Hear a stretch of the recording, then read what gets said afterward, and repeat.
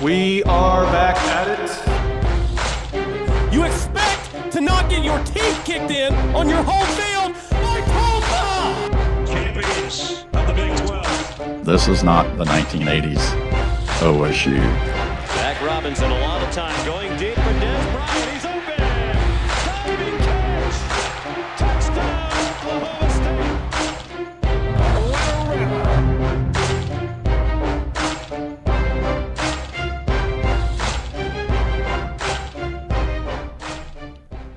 We are back at it. Welcome back to another edition of the Pistols Firing Podcast. I'm Carson Cunningham, joined as always by Colby Powell. Colby, we got you a new camera. You're looking sharp. You got your Karsten Creek, the new Karsten Creek logo on the hat. You got Patriot Pete. You're looking fantastic with your new camera, if I do say so myself. Yeah, I thought the Carson hat would go nice with Pistol Pete. And yeah, I had to upgrade the camera. Thank you to the listeners who pointed out that I looked like I was recording this podcast from 2004. So I'm up here with Carson now. And yeah, it's round ball season, Carson. It's basketball season, and I am happy that it is. GIA time. We got a lot of basketball to talk about, and I'm really excited about it. You mentioned 2004. It's funny, if you go back and watch like Des Bryant highlights on YouTube, Kyle Porter and I used to joke about this for years. Like 2008 YouTube videos look like they're from 1978. Like it's the advent of HD just changed everything. And right before then, even up to like 2007, 2008, really into like 2010, 11 area, there's some old 2011 season highlights that are not crystal clear. So we've come a long way. It's a long way to say it. Yeah, you and I did that Missouri rewatchables and watching Des Bryant and Zach Robinson and those guys in that game. And I remember thinking to myself, what is going on? Like, why is it so fuzzy? I don't remember it being so fuzzy. But I guess at that time, it was the best we had ever seen. So at that time, we're like, oh, this is great. And now we've obviously come so far and we look back and we're like, how were we ever watching sports like this? Just torturing ourselves. It's pretty crazy. And I've gotten to that age now where I feel like my parents probably used to. Like I was trying to explain transparencies and projectors in the classroom, like how they used to have. Did you ever deal with projectors and like transparencies where the teacher would write on the thing that had the light on it and it projected it out on the screen? Where you're not that young, are you? Oh, no, I'm not that young. Absolutely. You'd stand there and you'd write on it. And I remember as a kid, it was a big thrill to get up and write on it. Because it was just, I don't know, it was so cool. You write on the little screen there, and it just shoots it up onto the wall for everybody to see. So, oh, yeah, projectors were a big part of my childhood. Okay, good. I was trying to explain that whole process to my stepdaughters, and they were just kind of looking at me like, yeah, whatever. We don't really understand what you're talking about. But I think they've seen what those things look like, just not as much use nowadays. Now they all have TVs and flat screens and stuff. So before we get into the show, we got some coaching search to get into, and of course hoops as we mentioned. But first, let's hear from Chris's University Spirit, your one-stop Cowboy shop. Be sure to shop at chrisuniversityspirit.com, sponsored the show for many, many years. If you want to look like Colby Powell in your orange hat and your Pistol Pete shirt, you know the place to go. If you want to look like Section 231, it's become beyond a movement. It's now just a part of college football, to the point, Colby, where I think if they came out with a new video game next week, you'd be seeing the stands taking their shirts off and twirling over their heads to make it accurate, because that's going on in every single stadium. Yeah, it's a thing, and we started it, and all it took was the worst season in school history and an entire section to open up there in 231, and everybody decided, let's have some fun. So shout out to the guy who started it and everybody who has turned it into college football lore. It's a thing now. I don't know when or if it's going to go away, but it's definitely a thing. Definitely a thing. Let's get to some coaching search news here. Chad Weiberg's done a really good job of keeping this thing quiet. I think I've got a pretty good read on what's been going on. I've been pretty consistent in saying that Alex Golesh, Zach Robinson near the top of the list, or are atop the list. But I have said for weeks now that Chad Weiber's going to interview everyone. Anyone worth interviewing will get an interview in terms of the top candidates. I pretty much confirmed that when they interviewed Colin Klein last week during his bye week. And I've heard that they've now interviewed Eric Morris with North Texas, who I did speculate would likely get an interview as well, because he's one of the top names out there for a lot of different reasons. So I have heard and confirmed that Eric Morris has interviewed. And The more you hear about him, Colby, the more you like. I mean, we all know about him playing wide receiver at Texas Tech. We all know the stats with their North Texas and what they're doing on offense with that quarterback. But just he adds, like every single candidate adds their own little element, right? Zach certainly brings all of his elements. Golish is one of the top names in the country for everything he brings to the table. And with Morris, Colby, it's almost like a double whammy. It's almost like a double. It's like a buy one, get one free with you get the head coach who comes from the Mike Leach tree, the Cliff Kingsbury tree, knows offense. But the get free part is all the talent he could potentially bring with you, right? The quarterback, a lot of players on the roster. And that's something Oklahoma State desperately needs when we get down to it. Yeah, it is, and I'm sure there's somebody out there saying, how much North Texas talent do you really want? How successful will that be in the Big 12? I mean, we've seen what we've been watching offensively this year, last. This is the number one offense in the country that Eric Morris is running down at North Texas. I mean, they're rolling out of bed and doing things that Oklahoma State hasn't done in 10 years on the offensive side of the football. So I'd be really excited about getting the quarterback in here. I think if you're looking for, like, what is the quickest path to an immediate turnaround where next year Oklahoma State wins 8 games, I don't know. Maybe the quarterback from North Texas is the guy that facilitates that turnaround, and you only get him if you bring in Eric Morris. Carson, I know there are so many big jobs open around college football, but I still feel pretty fortunate that this is the particular cycle that Oklahoma State is open because there are so many good candidates, and I think Oklahoma State might be fishing in a little different pond. I don't think LSU fans would get excited about Eric Morris. I don't think Penn State fans, Florida fans would get excited about Eric Morris. I think Arkansas fans probably would. I think that's the school that we're competing with for a lot of these guys. But yeah, I like what Eric Morris would bring. I've still been an Alex Golish guy, and I would still be very excited about that. But there are a lot of good candidates, and Eric Morris, I know you've got some audio from one of the premier voices in college football. Like, Eric Morris is doing big things, and his offense is obviously wildly impressive. So I've said several times since the middle of last season, a 49-47 loss even sounds like a lot of fun right now. I can't keep going to Boone Pickens Stadium to watch Oklahoma State struggle to get 10 yards. Yeah, and I think fixing the offense is just so paramount that's why you're seeing offensive guys as the head coaching candidates. I mean, we've been over this many, many times. Oklahoma State is a born and bred air raid type of school for a lot of reasons. Not only just the history of the school, but also just the success model is very much like a Texas Tech, where you win with offense, you can get guys that fit your system and all those things. And before we get to that soundbite you mentioned, I want to show kind of the profile of Eric Morris. Head coaching records 43-33. That includes the FCS level where he was uber successful there, then got the jump up to North Texas, who has the number one offense in the country in points per game. I mean, look, you can talk about what level he's currently coaching at. Offense, I don't care who you're playing against to put up these numbers. Number one in points per game in the country. They're second in the country in yards per game and points per play.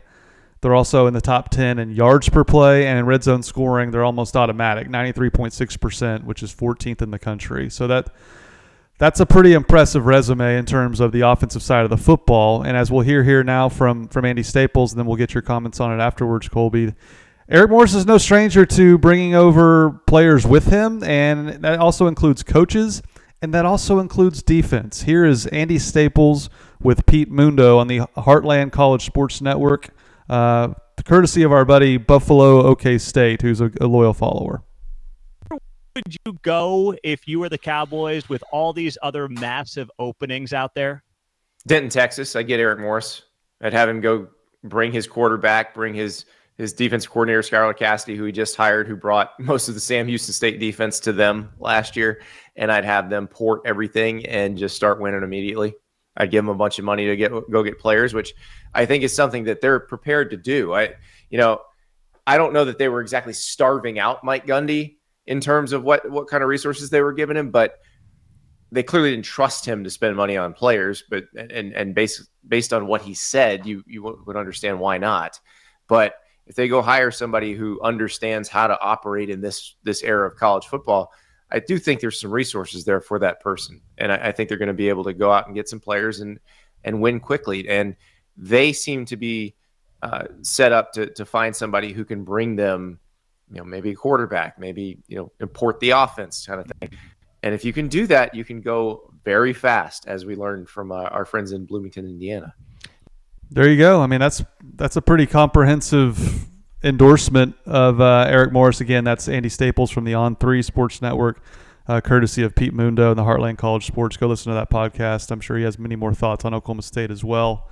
Colby, a lot said there, but I was kind of hinting at the fact that he already brought Sam Houston's D coordinator and some players with him at his stop at North Texas. Before you get into all the financial backing talk, which we can get to, what's your thoughts on that?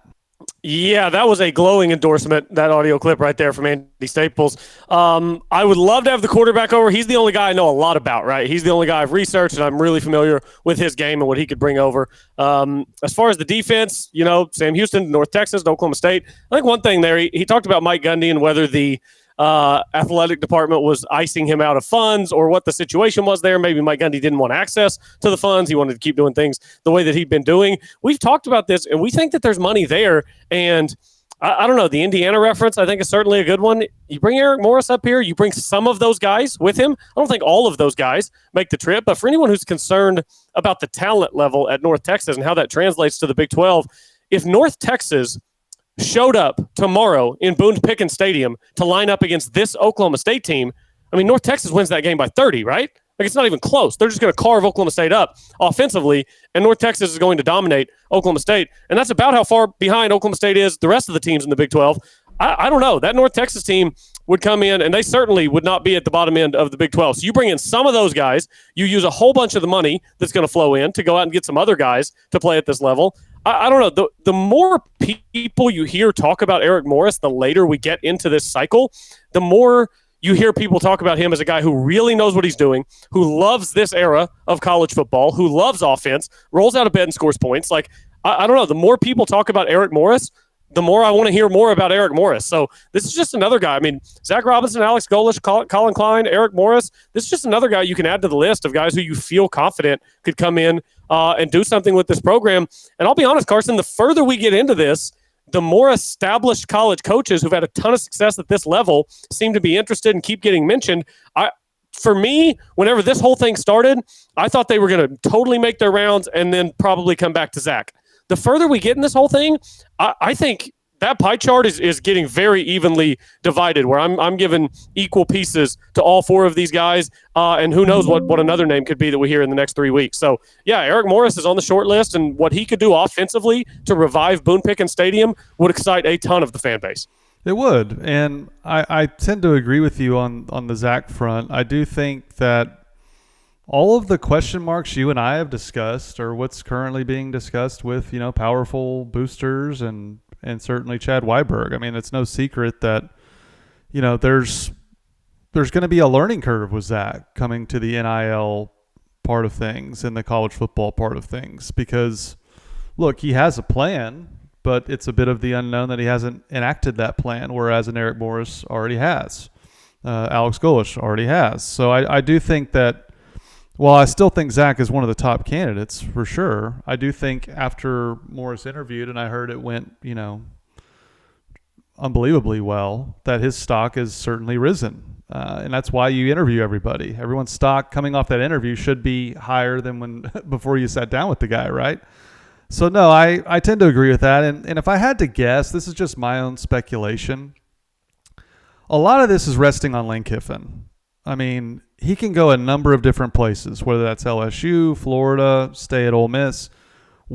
Tennessee's even been talked about now. Like, the natives there are getting restless with Josh Heupel getting beat at home to his alma mater, Oklahoma. A lot of this rests on Lane Kiffin because if he doesn't take the Florida, or let's say Florida State opens, like, I do think Alex Golish has a lot of interest in those Florida jobs. The talent base that's currently there in Florida, plenty to go around. He's already had success at South Florida. And part of me wonders, Colby, is Alex Golish,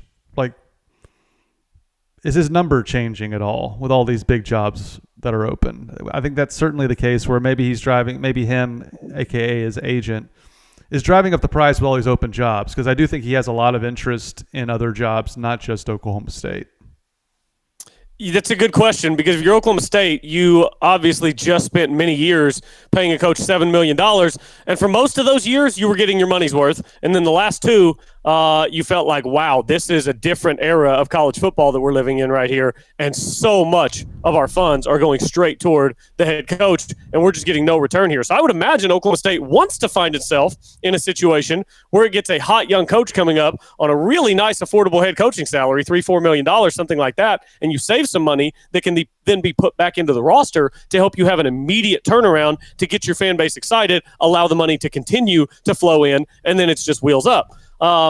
Yeah, I think Golish's number could be going up. I think he is probably nationwide, I don't want to say the most sought-after coach, but a lot of these guys that we're talking about are coordinators with Colin Klein. Eric Morris is obviously a head coach, but that's even at a little bit lower level than where Alex Golish is at. Golish went into – I was talking to my Arkansas buddy. He's Lane Kiffin to just stay at Ole Miss, hang out, or go to Florida. I think those are the two options for Lane Kiffin that kind of don't rock the boat too much. If he does something crazy like go to LSU and then now all of a sudden Ole Miss and Florida are both open, that throws a wrench in things. But I also think, Carson, you got ahead of this. If you're Oklahoma State, you're the search firm, you're way out in front of everything. Oklahoma State can make an announcement 3 weeks from Sunday.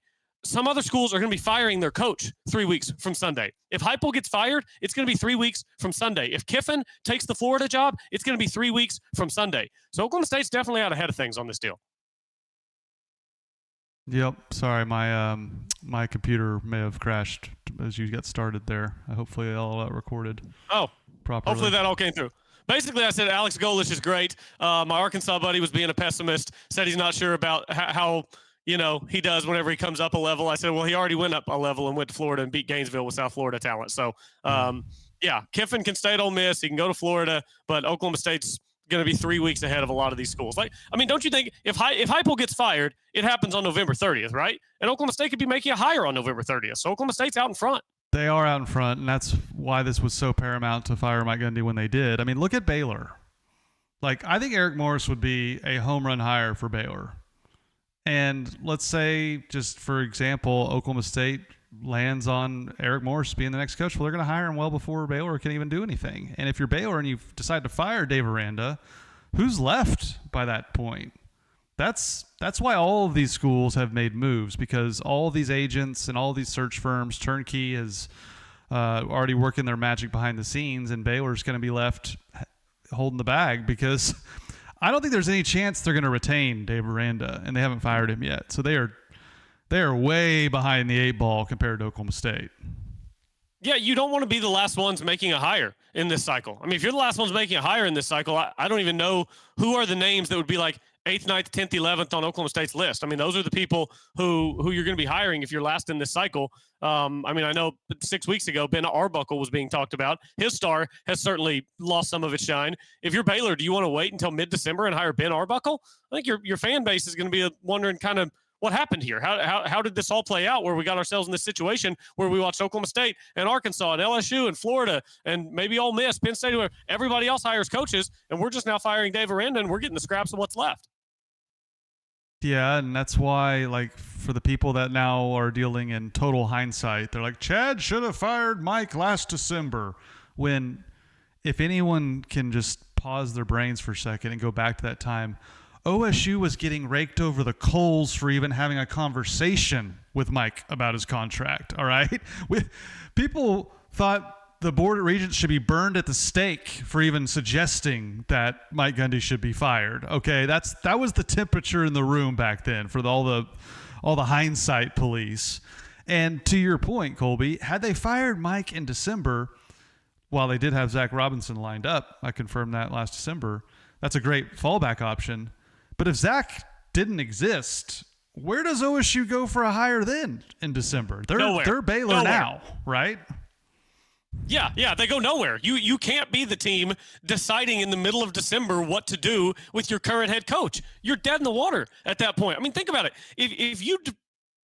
If Oklahoma State would have fired Mike Gundy on December 15th, think about where that leaves you with recruiting cycles, with portal cycles, and you're not trying to hire some holdover coach to come in for 1, 2, 3 years and just be a little Band-Aid to patch things up. You're trying to make the hire of the guy who's going to be there for the next 10 years, whether it's Oklahoma State, whether it's Baylor. You're not trying to hire some quick fix guy. So, I just, by the way, if it was announced that Baylor hired Eric Morris, that would make me nervous as an Oklahoma State fan. Like, I don't want him in the Big 12 unless he's at Oklahoma State, because I don't want some other fan base in the Big 12 to be able to enjoy all of that offense and all of those points and maybe all of the winning that comes with it and have it not be me. So I'm still a Golish guy. I'd still be happy with Klein. I'd still be happy with Zach. But if Eric Morris doesn't come to Oklahoma State, I need him to go to Arkansas where I don't have to deal with it.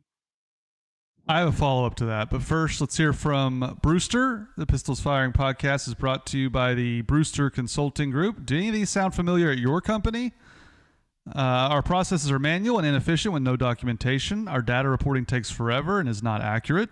We hear all the hype about AI, but have no clue what it actually means for our business, or our projects run over time and over budget. If so, talk with our friends at Brewster Consulting Group. They help build organizations that run like well-oiled machines with clear processes, reliable data, and reporting. They have local clients like Tulsa International Airport and Medify. They've also delivered solutions for large international enterprises like DP World. Even better, they're founded and ran by a proud OSU alum and season ticket holder.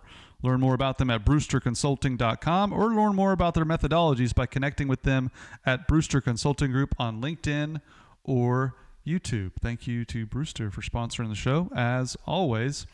And Colby, honestly, it's so funny you said that about that, because I was having a discussion with someone about Baylor and how I was pointing out how screwed they are because they're going to fire Dave Aranda. And I thought about Eric Morris and how great of a candidate, like I said.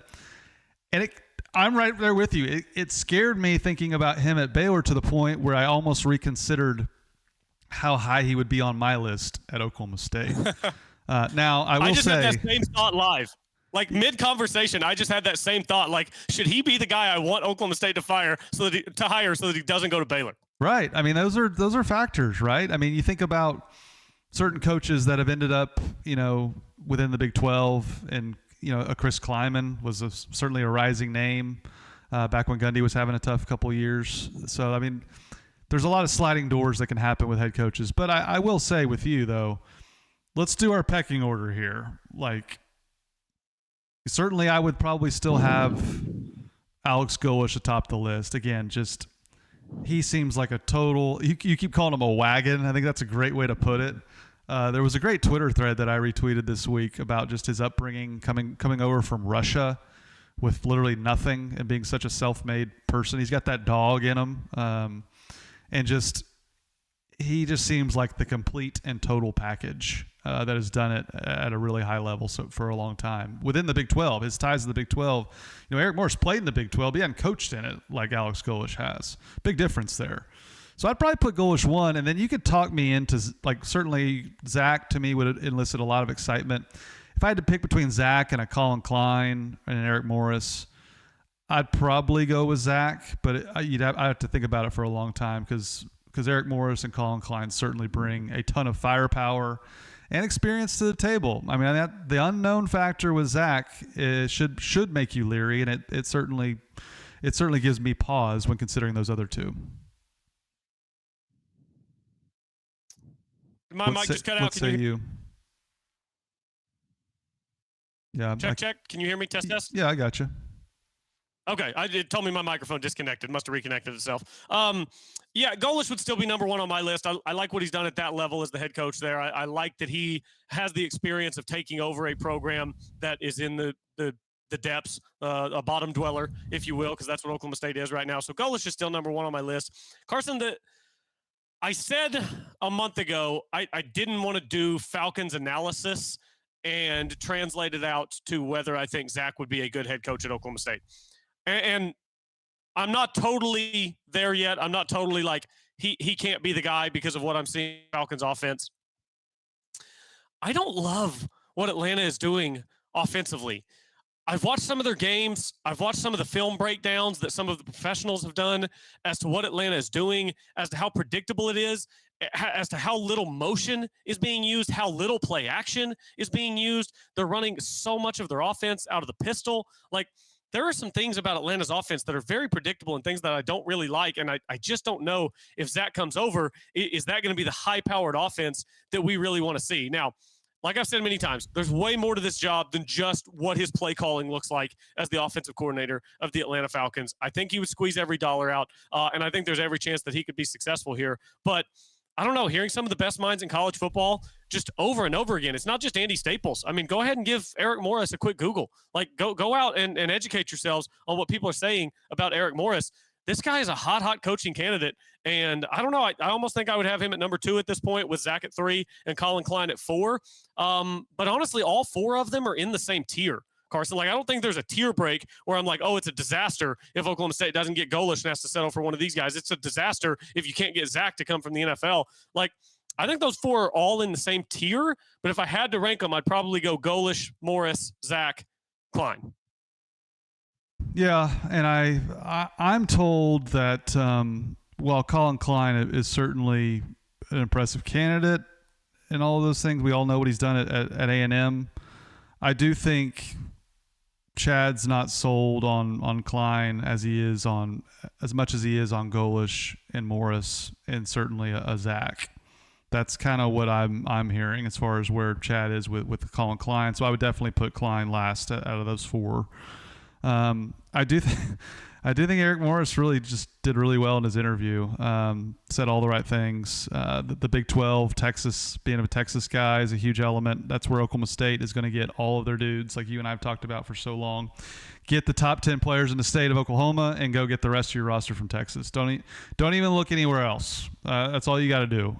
So that's one element. And like I mentioned, I do think Golish has a lot of interest in maybe driving the price up elsewhere, but also I think what Chad's thinking about Klein is this an A&M thing? Is this an Elko? Is this more of an Elko A&M thing, or is this a Klein thing? And I think there's not enough evidence yet. Now, I think there's an easy argument to make for Klein. If you go look at what K-State's offense looked like with Avery Johnson at quarterback, with Colin Klein calling the plays, versus what they look like now with Avery Johnson at quarterback, that's your open and shut case if you're Colin Klein. But I think those elements give Chad a lot of pause. So if that's the case, which I believe it is and been told that it is, I think maybe that's giving Chad some pause on Zach as well, like what you mentioned with the offense side of things. Was last year just Kirk Cousins catching lightning in a bottle at a new stop?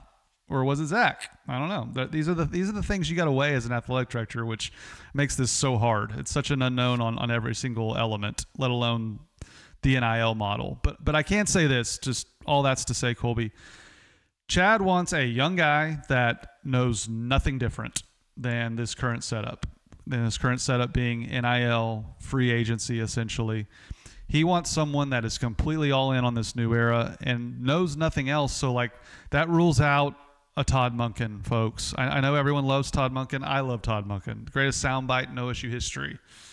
Still dropping MFers up there at Baltimore, left and right. But that rules out a coach like a Monken, a Jim Knowles being the head coach. I certainly think Knowles is in play for defensive coordinator still. So that's where he's thinking, and that's why you see the names that you see here. All guys under 40. Yeah, and I still think it's important to note. It's important to note something that you've said, reported, however you want to phrase it, that Zach came in and Zach has a very clear plan for what he wants to do. He's not just like, oh, I used to be the quarterback and I'm an OC with the Falcons. We score some touchdowns. Did you see Drake London last week? Like, that's not Zach's case whenever he comes in. Like, he has a very clear plan for what he wants to do financially, from a staff perspective, I'm sure. And look, I'm sure Zach would have every opportunity to do a great job financially and hiring people around him. I don't know. I like these head coaches that are already lighting it up in college football. And for me, that's Alex Golish and that's Eric Morris. I certainly would not be disappointed with a Zach hire. I think it would be a great opportunity for him and a great opportunity for the university to kind of continue that lineage. Like I said, Mike Gundy finished in 89, hired in 05. Zach Robinson finished in 09, potentially hired in 25. We'll see. I forgot my rundown here. Let me get to where I'm supposed to be. I had something else to add to that as well. No, I mean, you make really good points. All right, we did Morris. We'll stay there on Morris. So to wrap this up, so basically what I'm hearing is a lot of the donors are still pro-Zach. That sounds like the drug Prozac. Whoopsies there. Where was I? Okay, I'm just reading through my text here. So A lot of the donors are still pro Zach. There's a few donors that are pushing back for all the reasons you and I have stated. But all the pro Zach guys aren't going to say no to an Eric Morris or an Alex Golish. That's kind of where we're at. So there's still a ton of Zach support amongst the boosters. There's also some that are pushing back, and those that are pushing back like a Golish or a Morris. And I think that's what Chad's going to have to navigate. Like how accepting would the Zach line of the fence be to an Eric Morris and Alex Golish, and vice versa? That's what we don't know, but that's kind of where we're at. I think those are the top three names for sure. Those are the three that I can confirm have interviewed that have the most interest on Oklahoma State's side, and that's why I think you're seeing Eric Morris's name now this week. I think word's kind of gotten out a little bit to me and others that he did interview and he did crush it. So he just makes sense on paper, right? All the things we talk about make sense. Yeah, let's stop talking about him before somebody who's not supposed to hear this hears this. I don't want people in Waco listening to this podcast and figuring out what's going on before it's too late. They're stuck with old Dave Aranda. I mean, and like there? if you're Texas what Tech, happened with Dave Aranda? Huh? What happened with Dave Aranda? Before we move on from Baylor, like he was the wonder boy a few years ago, right? 21, whenever they beat Oklahoma State in the Big 12 title game, and he's the defensive wizard, and he's going for it on fourth down. Like, he turned into a pumpkin quick. Yeah, I mean, he inherited look, I think Baylor's a very good job. I think Baylor is right next to Oklahoma State in the Big 12 pecking order, just because of its location, the big stadium they've built there, a lot of support. They've been really good in most sports. Baylor's a great job, and I think he inherited a job that Matt Rule had turned around after the Art Briles debacle and all those things. I think Rule left it in a very good place, and he kind of guided that ship. But to me, he just doesn't strike me as a head coach. Not every great assistant coach is a head coach, and that's what I think Aranda is. I mean, I know he's not a great interview. I know he's not great at the podium. It's just maybe that's part of it. I just doesn't strike me as the head guy. Yeah, that's fair. I don't know. It just, man, they had it cooking there several years ago, and all of a sudden it just it went belly up on him. So that's a tough spot for Baylor to be in. They probably thought they had their guy for a long time, and it just hadn't panned out that way. What were you going to say about Texas Tech?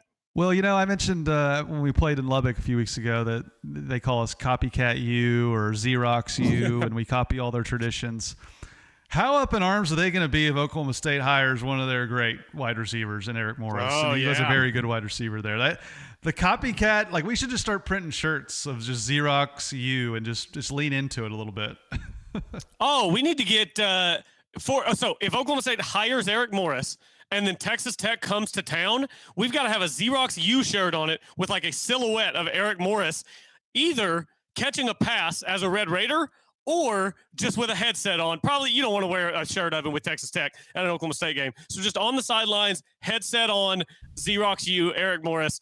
It would be beautiful, Carson, because if he comes to Oklahoma State and all of a sudden Oklahoma State's offense turns back into what it used to be, it could be a lot of fun playing against what will be a good Tech program for a long time, I think, just because of what Campbell's doing down there with the money.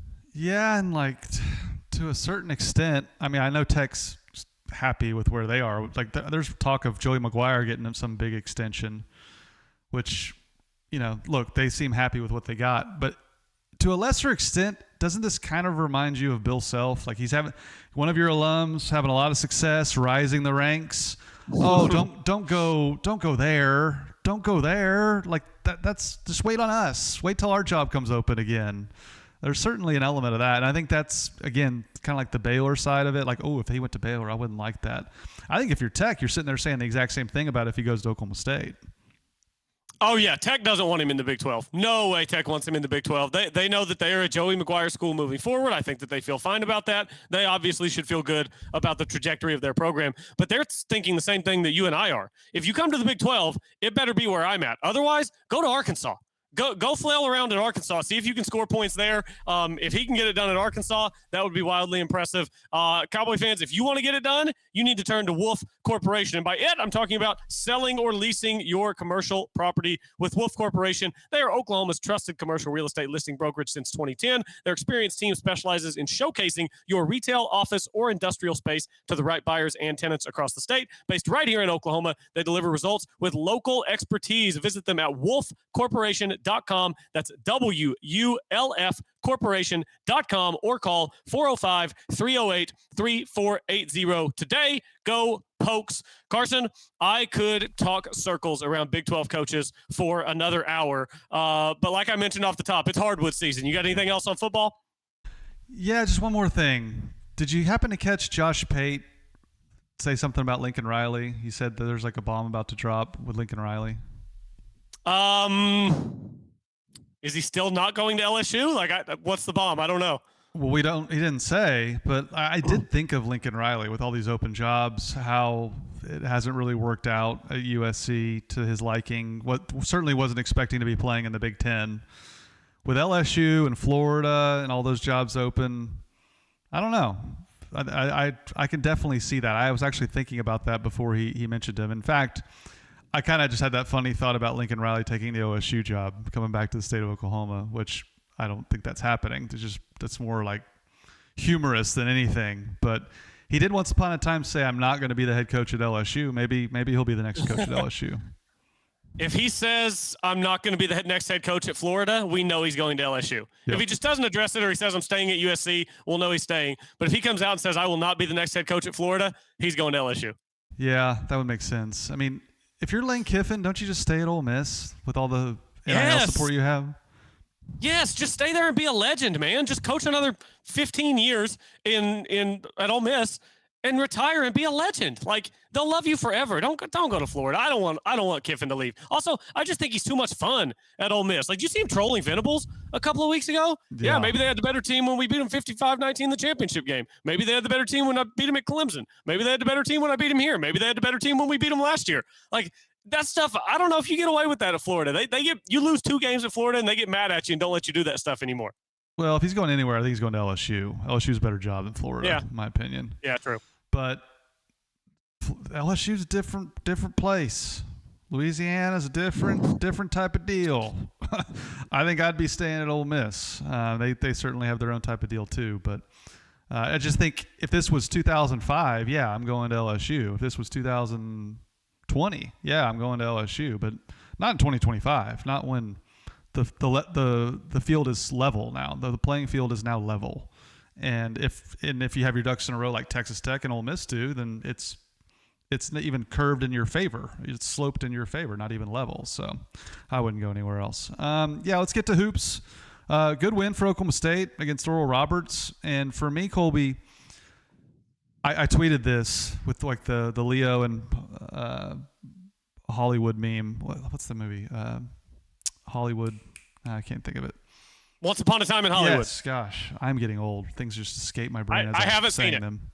I'm not surprised by that. I expected you not to. But I just posted, finally Oklahoma State has a legitimate basketball team again. It feels like it has been so long that the watching experience hasn't just been depressing. Hasn't just been... And even in games they would win over the last 10 years, just they'd be slogs. It'd be kind of ugly in the last 2 minutes, and they'd eke it out. No more. And what also strikes me, Colby, is that this reminds me so much of the Thunder, where they look so good and still haven't had a full complement of players yet, haven't had their full roster at their disposal. That to me is really exciting. And we'll go over kind of the injury report when they get to Texas A&M. But your thoughts on Oklahoma State beating Oral Roberts and beating them pretty handily?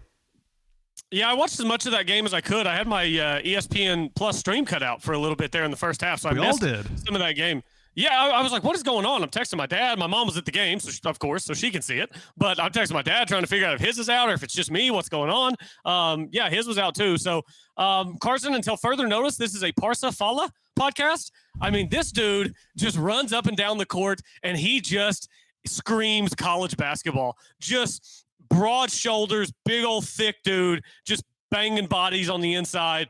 thick mustache. Like Parsifala just screams college basketball to me. He was fun to watch, and he definitely used his size to his advantage against ORU. We'll see what that looks like against A&M and some higher level opponents. But Carson, again, you're missing 56 points in 2 scorers from that Auburn exhibition game. Anthony Roy was out with a groin injury, may or may not play Sunday. Isaiah Coleman was out for disciplinary reasons. He had 28 against Auburn in the exhibition. He will be back Sunday against Texas A&M. And even without those 2 guys, you go out and put up 95 points, 50 in the first half, 45 in the second half. And Jalen Curry, I mean, he was Mr. Do Everything in that game, 13 points, 8 rebounds, 6 assists. And you could tell he felt very comfortable operating the offense. He felt very comfortable getting out in transition, knocked down a couple of threes. And then Victorious Miller, I mean, he knocked down a couple of threes. He was very efficient from the field. He was getting to the free throw line.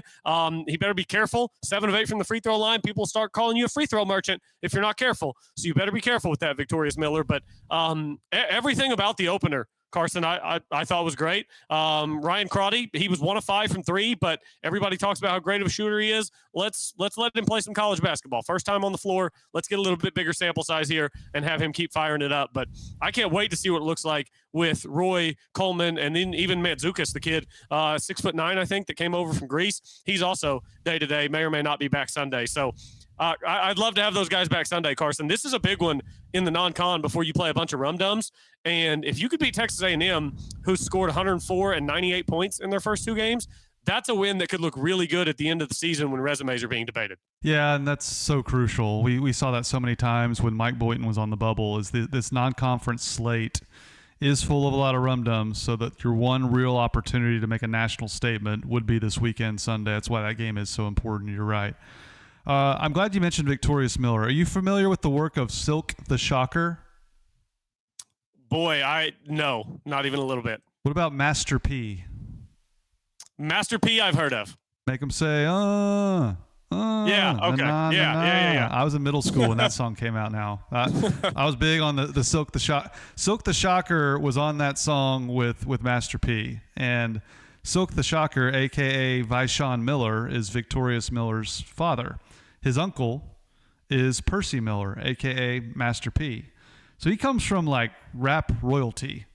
Wow. Just a fascinating upbringing. You know, he originally, I think, went to LSU, top 60 recruit. So that's a little background of Victorious Miller, who, I thought really impressed me. I was curious to see what he had to bring to the table, and he's a really good combo guard. He's from LA originally, so that there's just a lot of guys to get to. You just did a really good job running down all of them, and I think the big man element to me is the most encouraging. Look, we know what Roy can do. One of the best scorers in the country once he's healthy. To me, one of the bigger pieces that have been missing from this program in general has been the big man.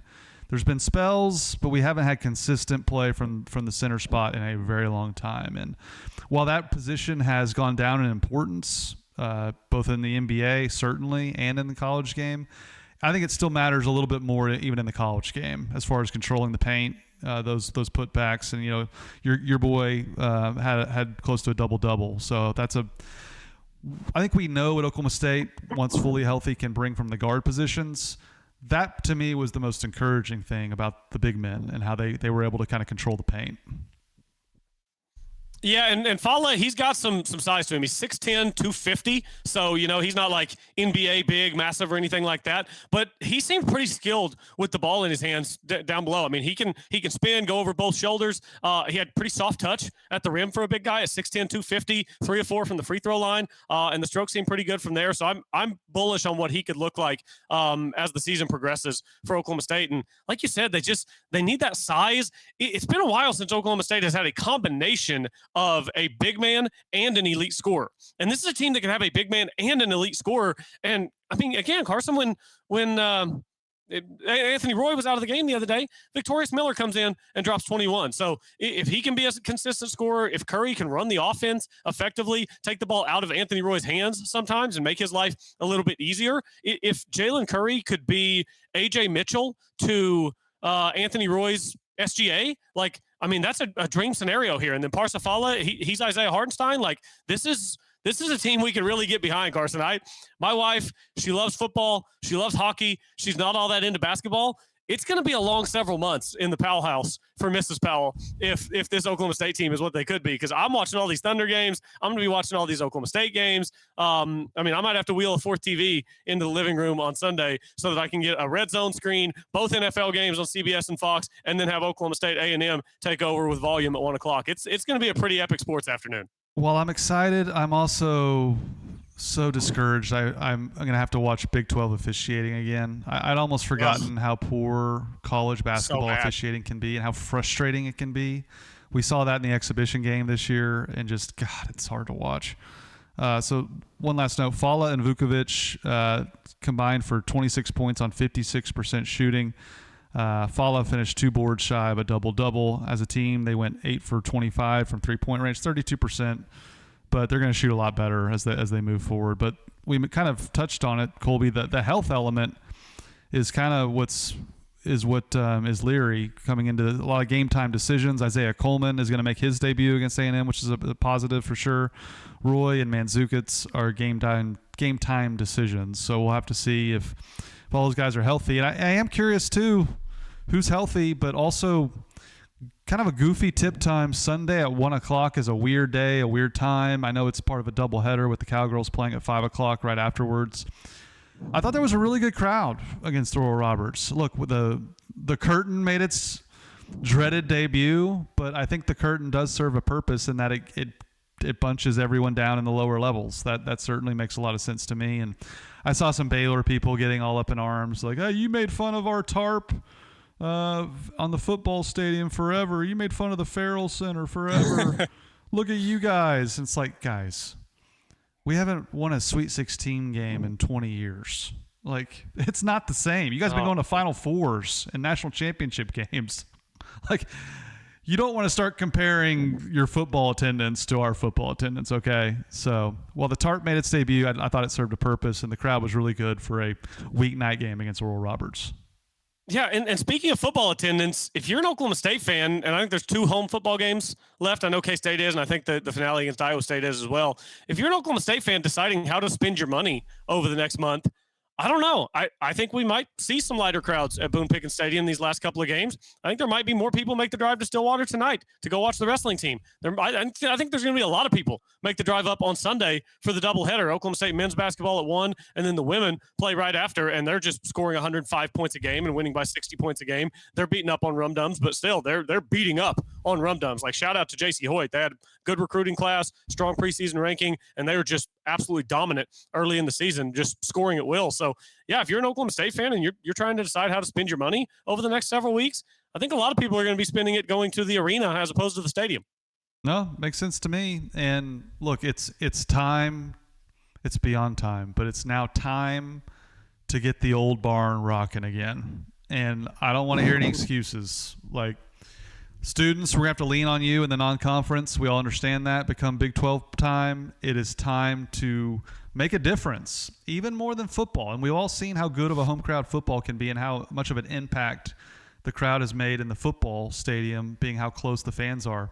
Same advantage in Gallagher-Iba with the basketball crowd. Like, that arena was worth 5-6 points at a given time during the glory days.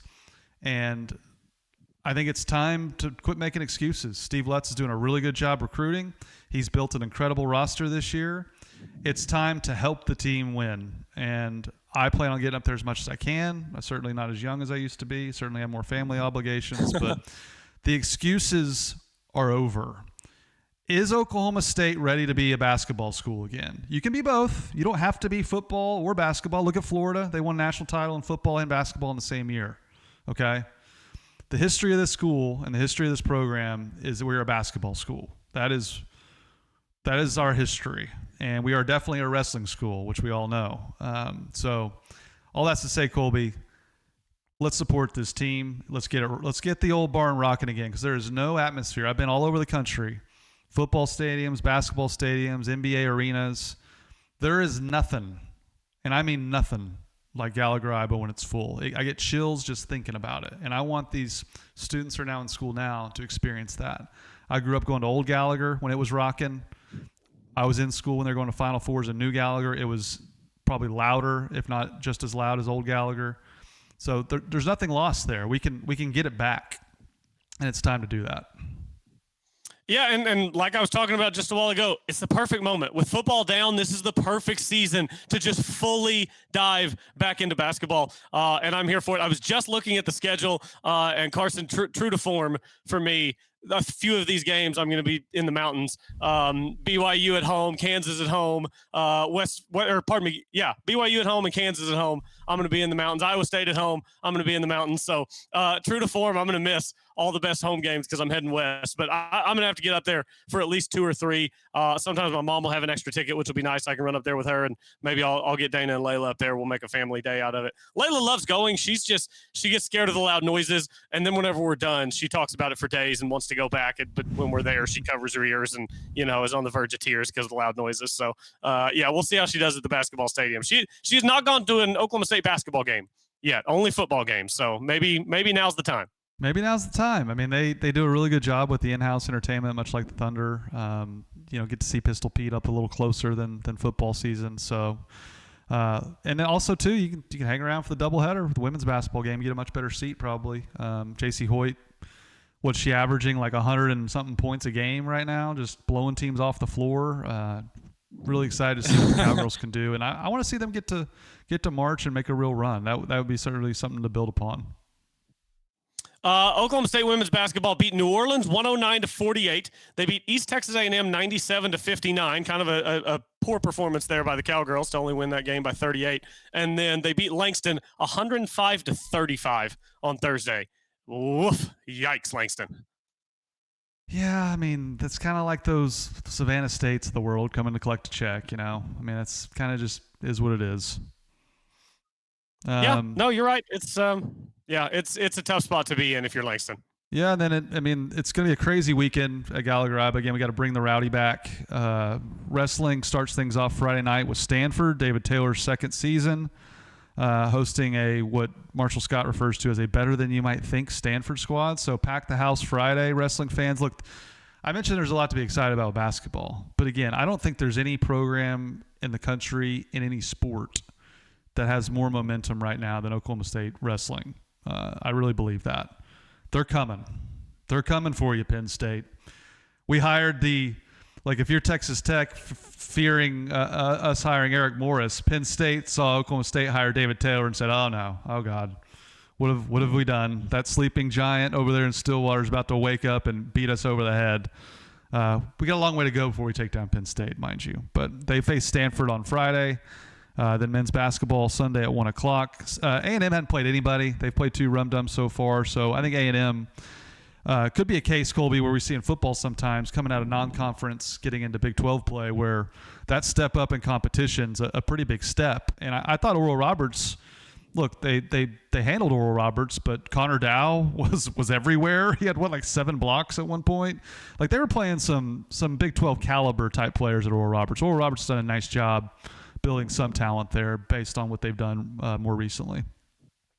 Oklahoma State won that game handily, but Oklahoma State won that game handily in the second half. It was 50-46 at halftime. Like Oral Roberts was scoring some points. Oklahoma State, it was funny enough, I saw a tweet Tuesday afternoon. I can't remember which college basketball writer sent it out. Said the highest point total of tonight's opening night is 162.5 in Stillwater. I expect to see a lot of the highest point totals of the week in Stillwater this year. So the book is out on Oklahoma State. They're going to score a bunch of points. They're going to give up a bunch of points. Carson, this OSU Texas A&M game, I mean, this could be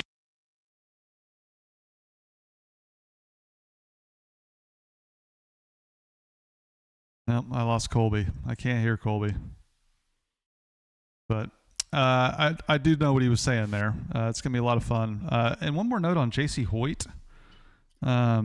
She was asked about scoring 100 points. And just a quick rundown here. 5 Cowgirls are averaging double figures. OSU's out-rebounding opponents 49-19 on an average. Cowgirls are shooting 43% from three-point range. And OSU has assisted 72 times on 108 made baskets, and they're forcing 21.3 turnovers a game. That's defense Eddie would be proud of. And J.C. Hoyt said, quote, I say this to our team all the time. If you can, you should. That's meaning score 100 points. So if you can score 100 points, you should. We don't want to settle here. So don't settle. Keep dropping 100. Colby, I don't know if we have you back or not, but I was just kind of going over some J.C. Hoyt stats. Are you there? Yeah, I probably don't sound as good because my my soundboard cut out for whatever reason. It totally disconnected. But can you hear me on my webcam? Yep, you sound not as good, but we can hear you. That's okay. Let's wrap things up, though. Do you have any thoughts on national college football games since Oklahoma State's on bye? They'll get Kansas State up next week. There we go. I switched back over for whatever reason. My thing came out. I was just curious your thoughts on the playoff. I thought Ohio State at 1 was kind of based on name, and last season Indiana, I think, has the better resume with the stomping road win at Oregon. So I was just curious your thoughts there, and if we're just going to get what 5-6 SEC teams in, I'm curious what they do with the SEC as well. But yeah, I thought the initial unveiling of the college football playoff was pretty interesting. I always think the first one is kind of interesting. The AP just doesn't matter at all. So getting the first college football playoff set of rankings always makes me perk up a little bit. Yeah, and they have their way of ranking teams. I'm never going to put a one-loss team ahead of an unbeaten Power 4 team. So the Big 12 to me gets a lot of disrespect here. BYU, they're undefeated. I know they play Texas Tech this week, so that'll sort itself out. But and look, I don't claim that the Big 12's on par with the SEC or Big 10 this year. I certainly don't. But I just don't know how you put 1, 2, 3 one-loss SEC teams ahead of an undefeated Big 12 team. But I guess I should just get used to that.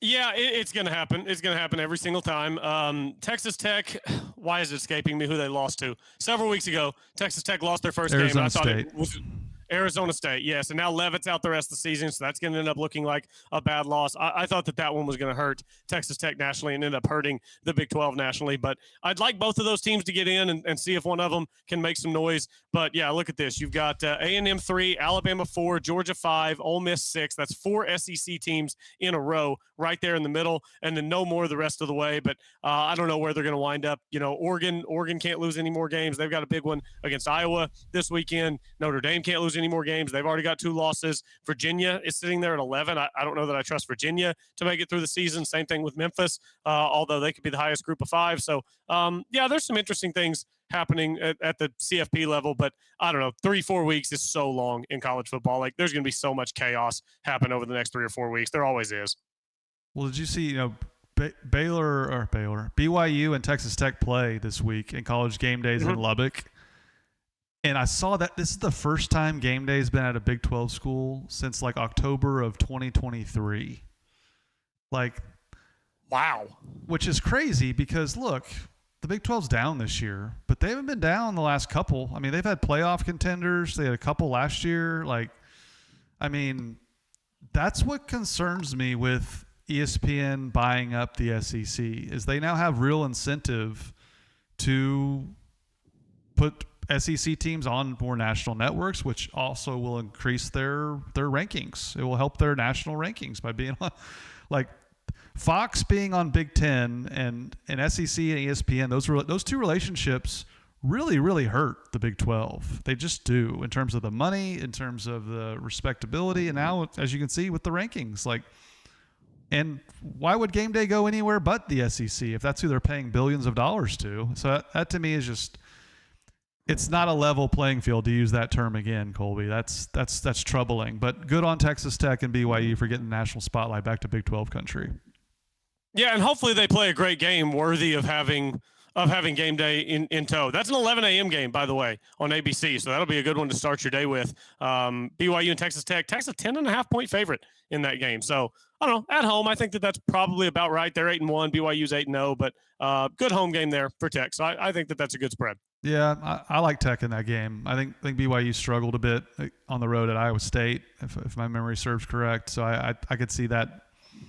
I think Baron Morton's coming back, quarterback for Tech as well. So I certainly, that's a lot of points, and I think Vegas is telling you, oh, take BYU. They're undefeated. Can you believe they're a 10-point underdog? That's just begging you to take BYU, in my opinion. So I really like Tech in that game. Yeah, BYU struggled for a half at Iowa State. They were down 24-17 at half and ended up winning that game 41-27. So outscored Iowa State 24-3 in the second half. So it was a rough half of football for BYU there. But I'm fixing to have to run. Carson, any parting thoughts here on the bye week? I mean, I think Oklahoma State's in a really good position to hire a head coach. As I've mentioned, we know the 3 they've interviewed. There's probably been more, like I've said, the 4 that they've interviewed now with Eric Morris interviewing. So I kind of think it's shaping up to be, where does Chad's head go? Which coach does he want to pick, given that there's so many open other jobs? Does Alex Golish want to drive the price up? Is Eric Morris just the best overall pick? Is Zach Robinson the best overall pick? I almost said Zach Morris. That would have been interesting. A little Saved by the Bell reference. But no, I think regardless of who they hire, Colby, I think everyone will be on board. That's Board of Regents. That's boosters. We're going to unite the clans. To use a Braveheart reference, which you also haven't seen, I'm sure. But nope. I said this when they let go of Mike Gundy, who still, as of November 7th, got fired September 23rd, has not put out a statement. Brian Kelly has put out a statement to LSU thanking them for everything. Just ridiculous at this point. But Hugh Freeze had a nice statement after he got let go from Auburn. Yeah, had a cup of coffee in Auburn, still put out a statement. I said this when they fired Mike, that this cloud that's been over the program, as Andy Staples referred to it there, like that cloud of, we don't know if we want to support Mike fully. He's just doing his own thing. He's not being a team player. All those things, that's gone. And I think they're going to hire a great candidate no matter who it is. And so I think if you're an OSU fan sitting here on November 7th worried about who's going to be the next coach, don't worry. They're getting a really, really good coach that I think is going to turn this thing around really quickly, given the amount of financial support that will be there, and whoever they hire has got a legitimate plan to get a top-notch quarterback and go win a lot of games. Yeah, absolutely. I love everything that you've reported on it. And I love just having the conversations about it, just kind of flushing it out to see how we feel about the different candidates. Do we want to tease anything for next week, or do we want to let that all come to fruition first? Yeah, I mean, we're trying to get Kyle Porter back on the show. I think we're going to try and get him on early next week since we are coming off a bye week. Kyle, as you know, created. What a great time for everything to crash. So we'll try to get Kyle Porter on next week. And I think that's it for Colby. He's gone. Thanks for listening. And as always,